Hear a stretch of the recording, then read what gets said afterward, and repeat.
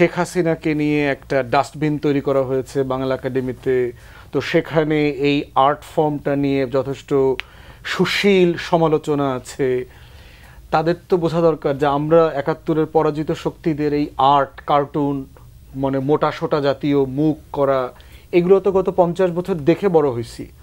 আমরা তো সেই গণজাগরণ মঞ্চের শাহবাগের নাচ গান উদ্দীপনা এগুলো তো আমরা দেখেছি। তাহলে সাডেনলি ২৪-এর পরাজিত যারা গণঅভ্যুত্থানের পরাজিত শক্তি, সেই নতুন নব্য রাজাকার আলবদরদেরকে নিয়ে এই কালচারাল আর্ট ফর্মে যে প্রতিবাদ হচ্ছে, এটা গায়ে লাগছে কেন? ভাঙচুর অগ্নিসংযোগ নিয়ে কথা হচ্ছিল, এর শেষ কোথায়? আমরা লম্বা সময় ইউরোপে থাকার কারণে হিটলার এবং মুসোলিনি, ফ্রাঙ্কো এদেরকে নিয়ে প্রচুর আলোচনা দেখতে হয় আর কি। এবং এখনও দেখবেন আপনি দ্বিতীয় বিশ্বযুদ্ধ নিয়ে প্রচুর মুভি হয়, সেকেন্ড ওয়ার্ল্ড ওয়ার নিয়ে প্রচুর মুভিজ হয়, এবং মুভিজে হলোকস্ট, জুইশদের যে ডায়াসপোরা, তাদের যে টাবু, তাদের যে গেটোর জীবনযাপন, এবং এই যে বিশাল একটা হত্যাযজ্ঞ হয়েছে, এটার কনসিকুয়েন্স, এই বিষয়গুলো আলোচনা হয়। ১৬ সালে আমার মনে আছে যে হিটলারের জন্মস্থান অস্ট্রিয়াতে যে জায়গাটাতে ছিল, সেই জায়গাটা পর্যন্ত বুলডোজ করে দেবার সিদ্ধান্ত হয়েছে। কারণ হচ্ছে যারা ডানপন্থী নাৎসি অথবা ফ্যাসিস্ট আইডিয়াতে বিশ্বাস করে, তাদের ওখানে কাইন্ড অফ একটা ধর্মীয় তীর্থযাত্রা শুরু হয়েছে।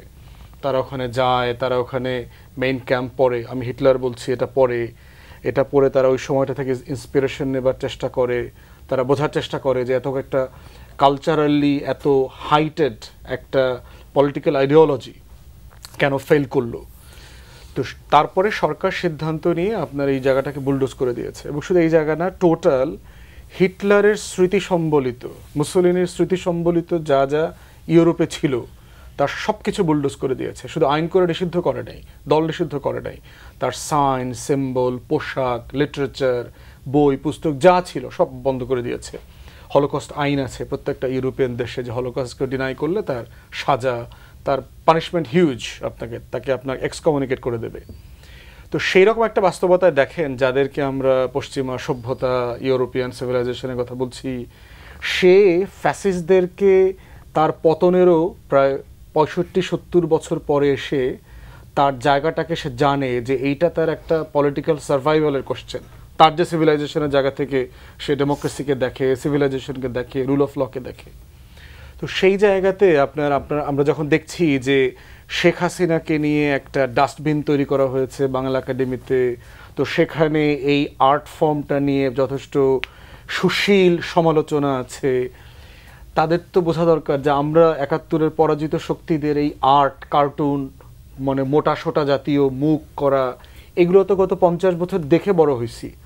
আমরা তো সেই গণজাগরণ মঞ্চের শাহবাগের নাচ গান উদ্দীপনা এগুলো তো আমরা দেখেছি।